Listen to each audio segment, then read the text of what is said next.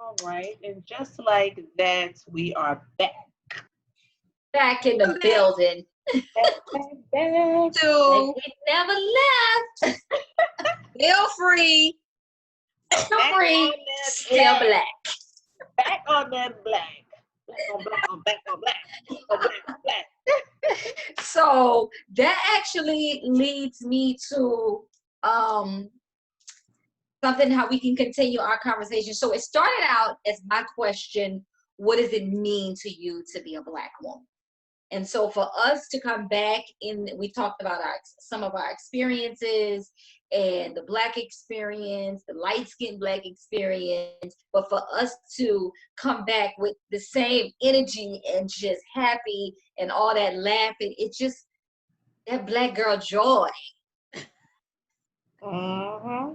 that Black girl joy That's all is the like, time. No matter what we go through, no matter what experiences we have, even our ancestors, even in the midst of everything that's going on, we are definitely a joyful people who love to celebrate. And you know what? I love the way, and I just want to commend our What's Black, that? huh?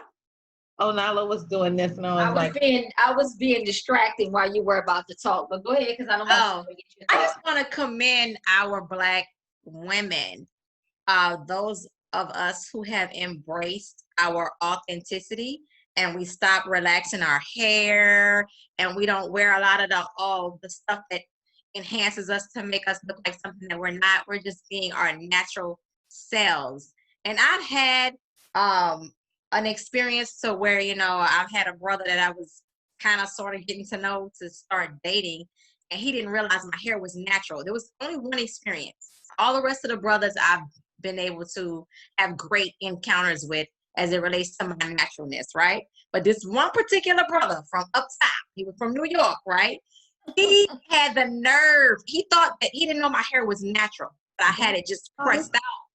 I had it pressed out before I got locks. I used to just wear my hair natural, remember? yeah, And that's curly. We all wore that. on this particular night, I was going on a date. I just felt like wearing my hair straight, so I pressed it out, right?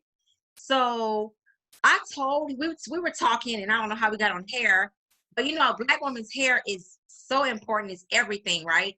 So he Wow.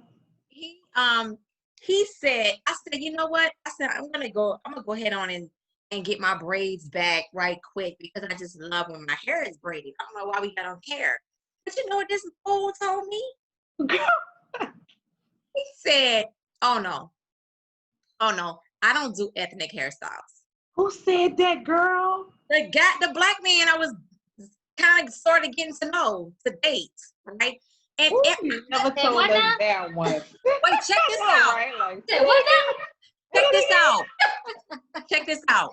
He was calling me every morning, good morning, everything. I mean, he was being this gentleman, right?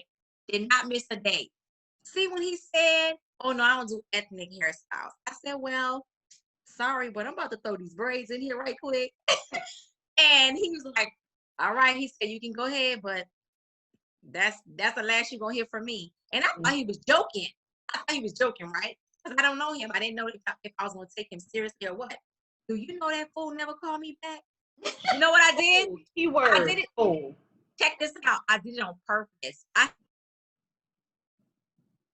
sent him a picture because at first when I thought about it, I said, I wonder was he joking? Because I know he don't think for a second I'm about to move how he want me to move. I'm about to do me. Okay. So I got my braids and I sent him a picture.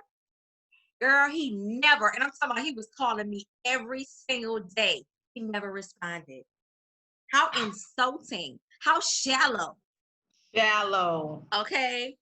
Extremely shallow. So that tells me you're a person who loves with conditions anyway. Exactly. Yeah. Shallow, extremely shallow. I've had somebody tell me that at my job too, that I need to wear my hair straight because what did they tell me? This was recently too. They said you should straighten your hair because that's what men like. Men like the long straight. And I was like, girl, look, this is not. I've always been a person. This is not about what men like. I've always done things wear my hair for me, wear my clothes for me. But there's a lot of us, a lot of women who think in that same manner that we should do our hair or our look is for another. You know, the insecure woman probably.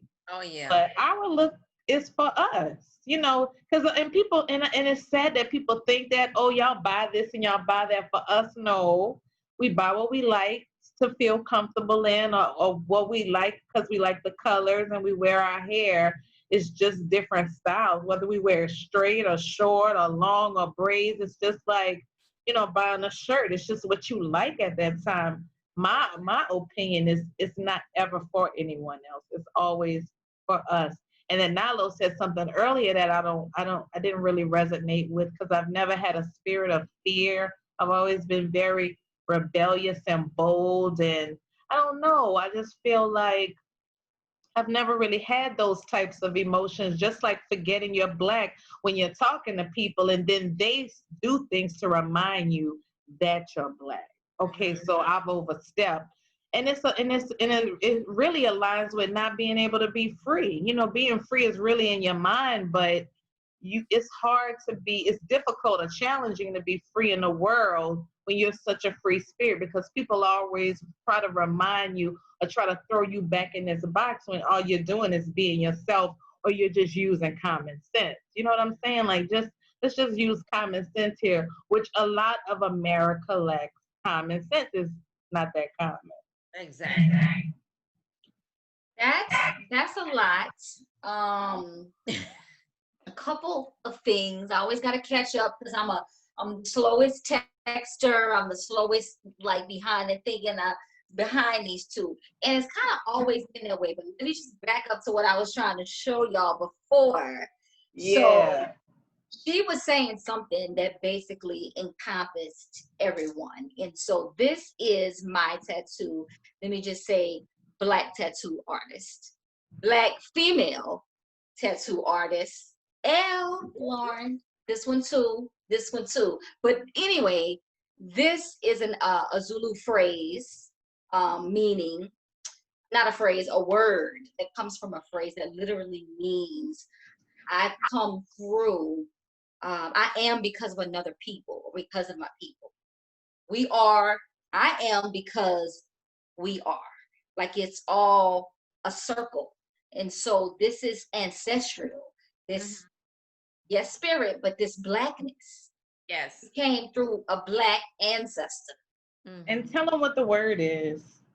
That's Ubuntu. Ubuntu. So y'all can Google that. Don't pay no attention to that.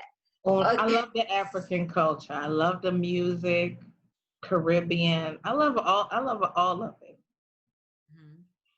Yeah, but the other thing was, huh? I love our Native American. I love that too. I play that music all the time. I mean, I like everything. So we've done a little bit of research to find out that yes, we do have some Native American ancestors as well as African ancestors. So that's what and European. And European, yeah, we got that funky side too. Yeah, we do. We have Portuguese as well. Yeah, I think that's where the mental illness comes from, that side. I think the evilness and the anger comes from that. I do. I believe this wholeheartedly. The evilness and the anger that can come up comes from that side of the culture. I believe that. I believe our creativity comes from our native side. A lot of the things that we're attracted to comes from our native, and just being able to cultivate. I think a lot of our rhythm and a lot of our happy-go-lucky side comes from the African side. Yeah. Or just like wanting to dance and just, you know, have a rhythm and things, you know, just to name a few things. That's just my perception of it, how I feel about it. I never really thought about it in parts like that, but definitely I have thought about it. Especially when I can be mean and evil. I'm like, where does that come from? I know exactly where it comes from. Of course, you've dissected all of that part of it. But I think the position you play, now this is probably a whole nother video, but I'm tying this into how we come and develop who we are, even though we've been passed down things like you were saying that about the common sense, or the things that you are taught, the things that we've been taught that's generational. Y'all with me? Yeah. Yeah. So a lot of this way of thinking is something that was passed down and passed down and passed down. So we have to go through the process of unlearning that. Yes. But also being dropped into the position you're in the family. Now, this is something I believe wholeheartedly, because this has been my experience. That plays a part in shaping you. And I know, some people might think, well, you're a twin, but not really. Yes, I'm a twin, but we were kind of like the steps at a certain time in our life. We became steps. So it was that balancing of, you're the older sister and I'm a twin, but I'm also the middle. So she's the baby. Like, it's so many moving parts.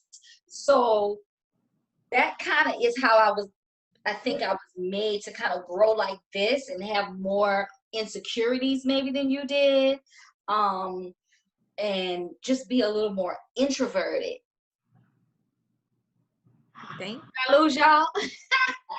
I've heard certain things about the oldest, the middle, and the youngest child. That's probably true. But watching you grow up, you've just always, and you probably got a lot more of that from, I don't know, maybe dad's side, because he's very quiet. He's extremely quiet, almost too quiet. But you've always been like that. You've always been very neutral. I don't know if that has to do with you being the middle child, because I've always seen it since you've been here. So there was nothing to really shape that. You know what I'm saying? So part of that definitely had to be passed down from DNA. So maybe you got more of his quiet side.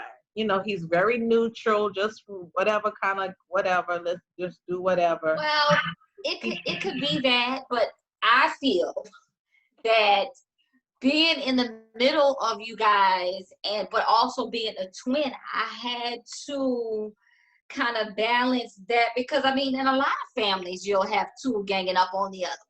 We never necessarily had that, because I was always like, wait, like I was always with the teeter-tottering type of thing, because I'm the peaceful one, but I'm not finna fight with you or you. We just all gonna get along.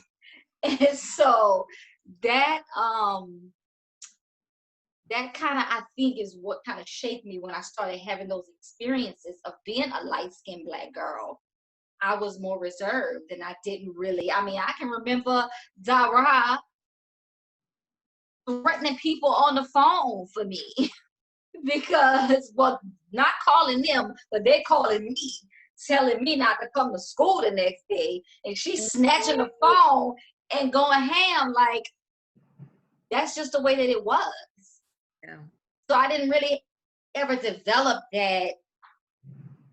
I don't know if it's necessarily extrovert, because I wouldn't say that you guys are that extroverted, but that kind of security, Right. that of who I am. It took me a long time to get here, and then also to get here as a Black woman. Like, it was a long journey.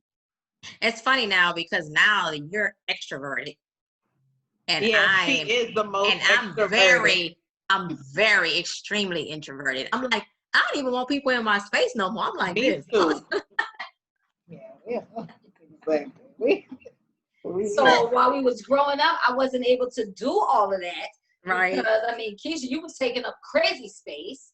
And so that kind of is probably the reversal. You guys were more out when we were growing up, and I was kind of like, so now it's like, I wouldn't say I'm super extroverted, but now I take up more space. Yeah. Like, you're going to know when I'm in a conversation. You're going to know when I'm in a space, because I take up space that I'm in more so now than before. Yeah. I think that had a lot to do with my placement and how we grew up, also going through the Black experience. Mm-hmm. I think I don't know. I believe in my past life I was an Indian warrior.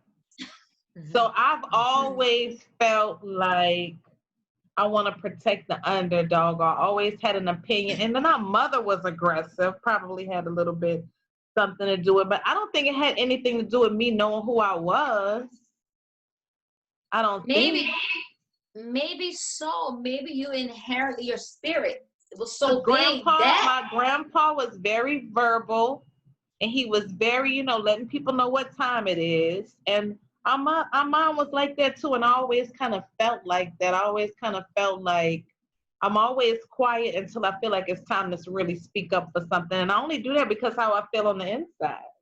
I Right. feel passionate about it. I want to speak on it. But I know in school I've never been picked on. I've never had anybody, because I think people can read certain energies and they know who they can mess with and who they can't.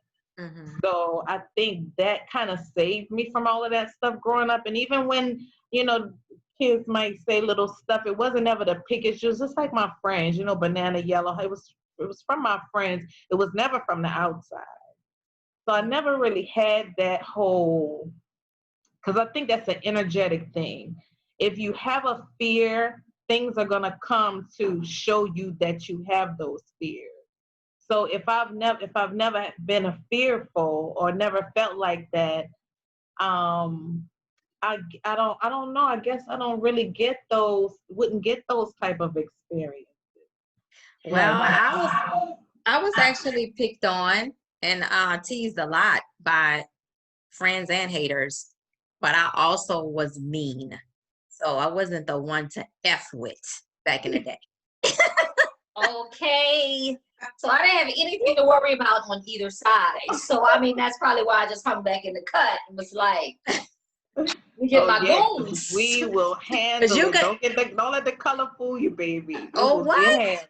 Don't let the small size fool you. Because I was a Yes, girl. beast.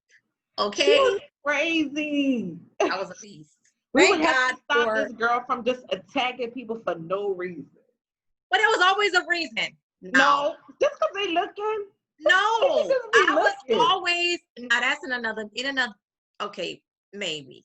But for the No, most no, part, baby. no, for the most part, I was always sticking up for the the people that was being picked on. I was I feel like, like that too. Yeah, zero tolerance. You're not gonna yeah, mess with me, and you're not gonna mess with my bloodline. that's Period. right. Yeah, No. period.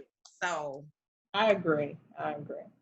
And I find that people don't like when you speak out. People don't like people like that. They don't like someone to have an opinion or to take a stand, or especially if you're a black woman. I mean, a black person, and then being a black woman. And we've even had that fight with our men, even with being with men in the past. They don't want you to, I don't know. It's like they just don't want you to be yourself. They don't want to hear you speak. They don't want you to have an opinion. I just want you to be there, but don't say anything, almost kind of, because when you speak out or when you do things, if you're not doing what they want to do, it's kind of like a problem. So I think this whole rise of the goddess really is about, because with the transfer of the wealth, we were on the bottom, even underneath our black men. I never really looked at it like that, but now that I'm seeing them celebrate us so much and reflecting on these relationships, because growing up in church, you're taught the man is the head. yeah. There's God, and there's the man, and then there's woman. Yeah. And then so we technically were at the bottom of the totem pole, probably right at just above the children. Do y'all see? Okay, so I've seen a massive evolution with the Black Queen, right? So Yes. have y'all noticed that same energy with the Black King? I think the way the planets are rotating, we're moving into the feminine energy. So it's all about the woman, and they want to praise us too. Now, we put the spotlight on them. We've always had the spotlight on them, truth be told, and they know that. We've always had their back. We've always put the spotlight on them. If somebody is, we down for the cause. We just down for our black men. That's just, it is what it is. Yeah. But I've seen this turn. I've seen them turn this things from Black Lives Matter to us real quick. like really quick. Really? Yeah, like that's all I'm seeing on social media now. They want to celebrate the black woman. They're getting ready to have marches and let's put this black woman in office. And I even saw a video where a white woman in Congress was saying we need to put the black woman in place. Michelle Obama for president. We need to put the black woman in place. I mean, because come on, we have the most common sense. We know how to solve the problems because we've been in the worst situation. Yeah. And there's a lot of black women behind a lot of these corporate companies and a lot of these products that come out that are run by these oppressors and slave owners. And there's a lot of black women in corporate doing the damn thing, making all of this work. Yeah. So I just think this is a time where the veil is lifted and people are really being shown for who they really are. If you notice, you're noticing who your friends really are now. They are speaking their truth. What you didn't see before, you can see very clearly now. If you're not seeing it by the end of the summer, you will see some stuff you probably didn't see before. You just gonna wake up and be like, "Well, damn." And you know what? I'm glad you touched on the energy of the summer because, in my opinion, I feel like we should tread lightly. There are so many planets in retrograde right now. I don't feel like we should settle on any major decisions until maybe the end of the summer. Well, we need to settle on major decisions. If anybody's showing their ass and their personality and it's not lining up with cheering for you or being on your team or elevating you spiritually, emotionally, and physically, we can make decisions on that. Because I don't mean in that way. I'm definitely for setting the intention to have all that no longer served you. Skedaddle, peace. But I meant more along the lines of if you're trying to seek a new career, a new relationship, or things of that nature, even moving or signing contracts. It's just kind of like it's eggshells right now in my experience. It is because we're moving into a time where the universe wants us to not be logical and to have faith and move on our heart and move what's on the inside. And with Taurus being in Uranus for 7 years, you're not going to know where you're going. You have to just basically move on faith, move with how you feel, and just the things that make you happy and that you want to be engaged with. And what's going to happen is it's going to slowly reveal, where you're to go, where you're supposed to go. Mm-hmm. And then when you're doing those things, then opportunity, because you're moving by being creative and doing the things you love. And then in doing that, that's when opportunity starts to come and, knock on the door for this and knock on the door for that. It's going to open up more in July, but that's why we're being forced to move only in faith now. That's just the planets are doing that. We don't have any control over that anymore. So logic will get you lost, and you moving on how you feel is what you're going to be able to see, because we're becoming, elevating and awakened and enlightened. So the things you didn't see before, you can see those things very clearly now. Oh my God, yes. I'm definitely able to be in touch even more with my intuition. Like I can just because I can read people like that now. Right. Because that's our original form we're going back to, so you can read. Just like with the telepathy.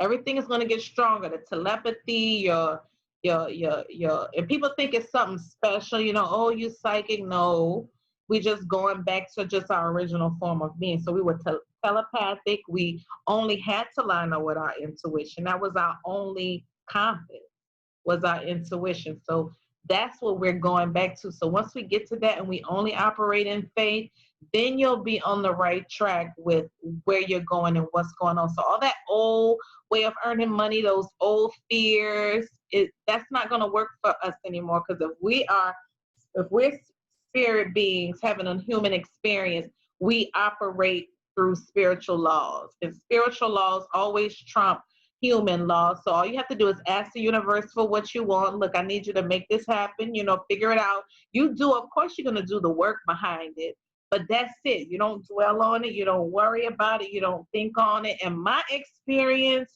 has spirit has come through 100% of the time, every time when you're going where you're supposed to go. So of course, spirit is not going to come through when you're going where you're not supposed to go. And that door is going to close. It's going to be difficult. You're going to have problems. It's going to be stress, things like that.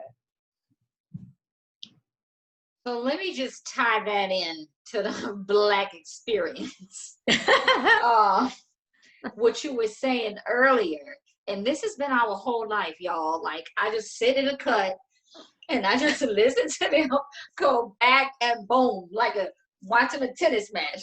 And then I'll be like, funny thing is like, I never learned how to play double dutch, but I've been double dutching between these two. Anyway, what she was saying earlier about, the rise of the goddess, and also what you brought up about, are we seeing that same energy with our kings? And I'm going to say yes.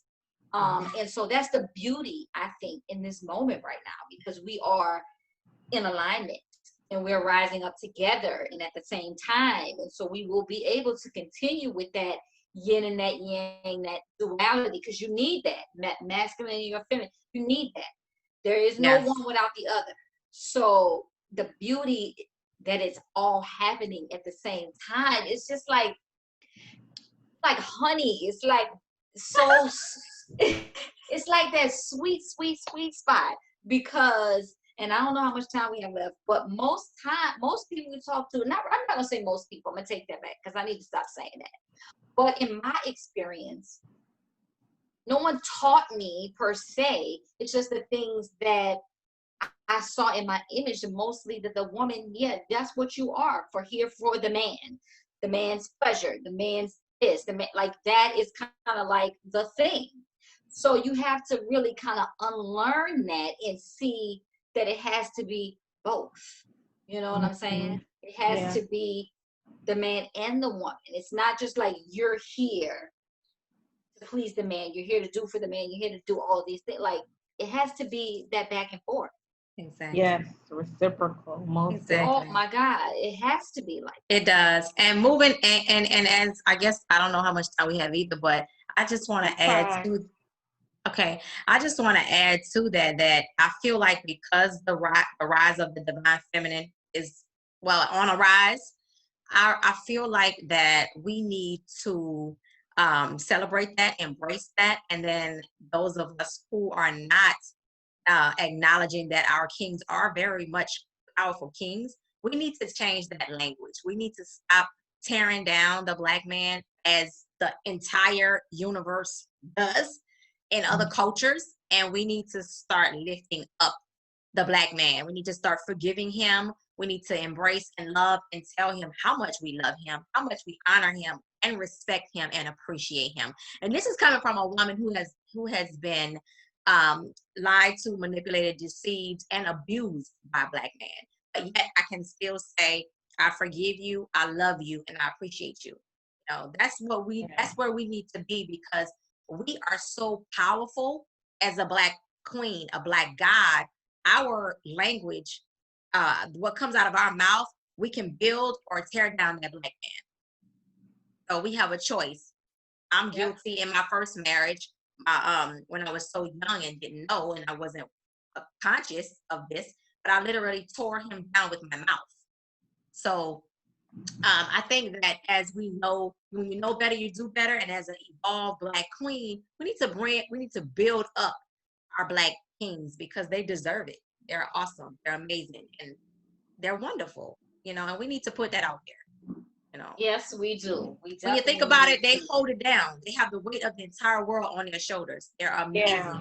Their strength is amazing. Definitely under a lot of stress at all times. And I don't really think they can handle some of the things that we just can naturally handle. That I think they compute it differently than we do. So we definitely need to be more supportive, especially as mothers raising Black sons, especially if there's not a man in the house, because I think there's a lot of damage done from women who are angry at the man not being there or something like that, and they take it out on the sons or the kids, or just raising sons, differently than they raise daughters, putting so much pressure on the woman to perform, and then let the boys go outside and play, let them do whatever.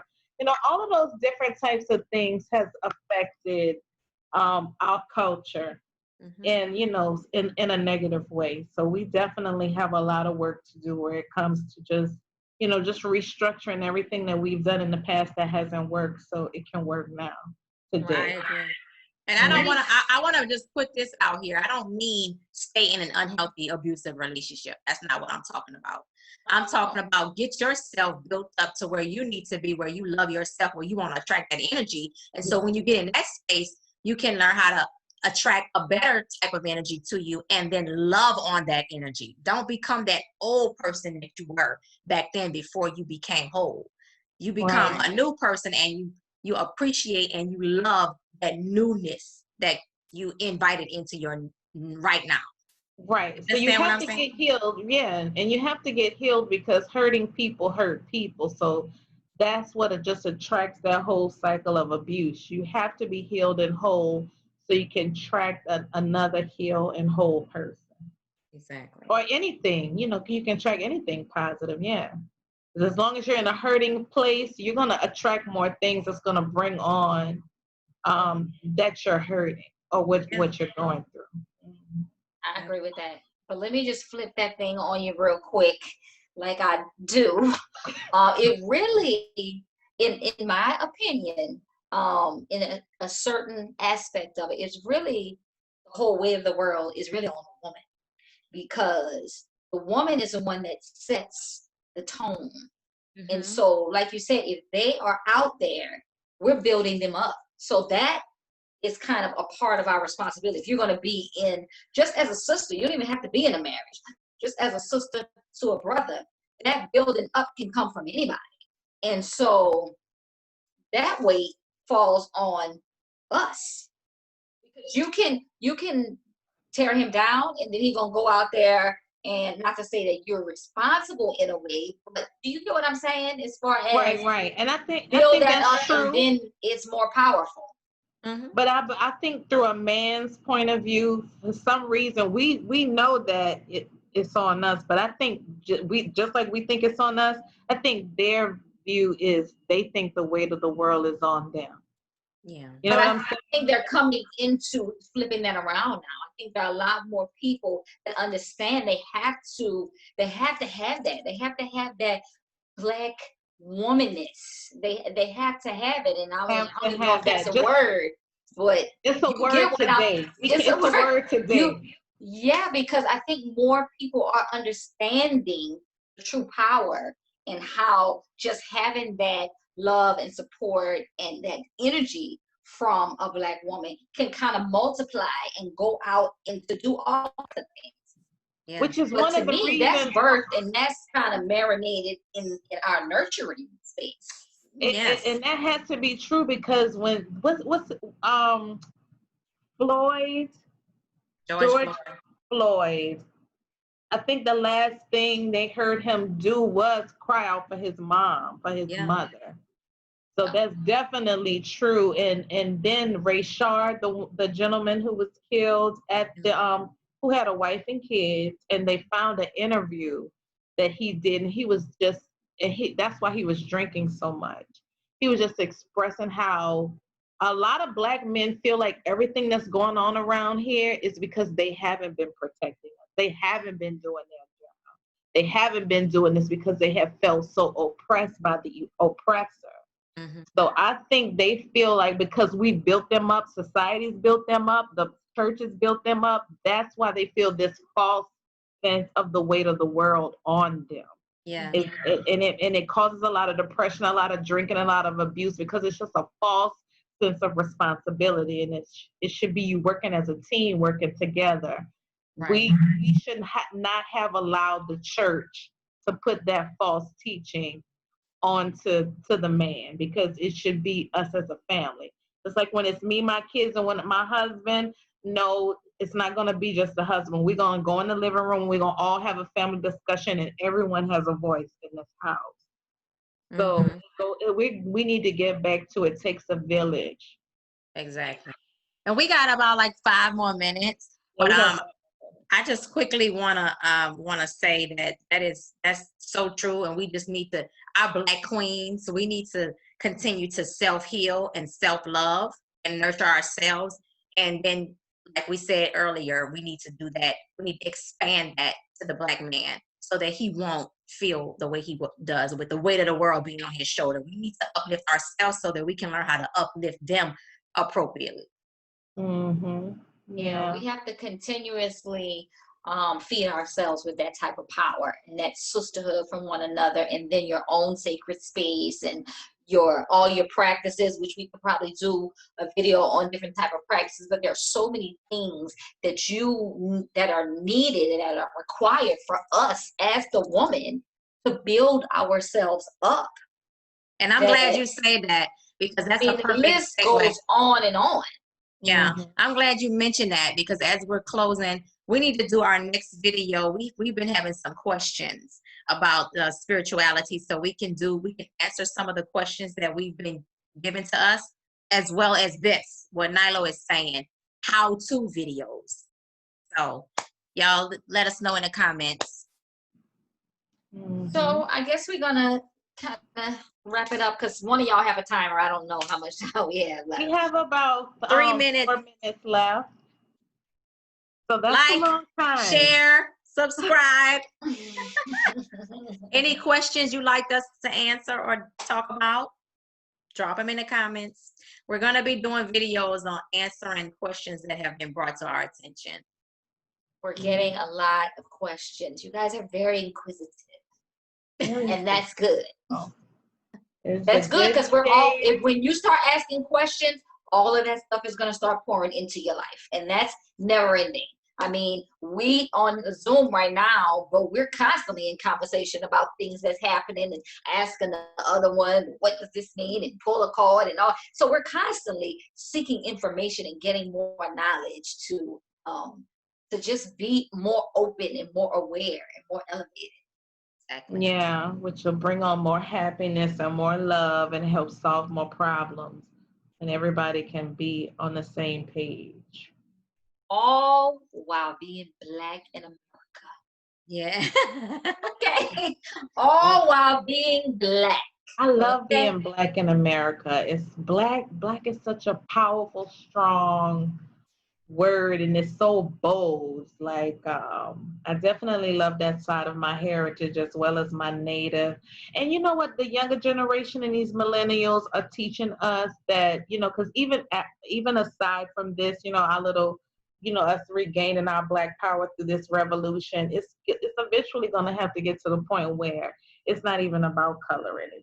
Exactly. It's just about having a beautiful human experience. So that's definitely the day that we need to be praying for and hoping for, and we really need to get to that point. After we have our little 15 minutes of fame and we get everything in order, the younger generation is really they don't have time for this color situation. Exactly. They're not really into that anymore. They're not into age or they're not into any of those things that we were into.